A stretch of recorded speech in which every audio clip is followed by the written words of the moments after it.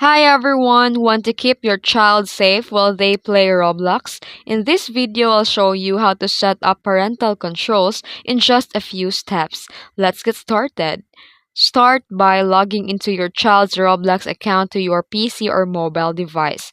Then here, tap the three dots and then click the gear icon.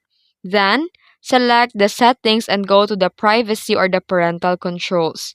And make sure their birthday is correct in the settings. Roblox uses their age to apply the right filters and restrictions. Then go to the parental controls tab and turn on the account pin if it's have. Then dislike the settings so you can only change them. You can choose a four-digit PIN only. Then here in the private settings, choose who can chat, message, join games, or invite them. For younger kids, set everything to friends or no one. You can also restrict access to only age appropriate games by turning on allowed experiences. This filters out games that aren't related to the age group. Then, these keep the account safe from the hackers. And that's it. Now your child can explore Roblox safely with your peace of mind.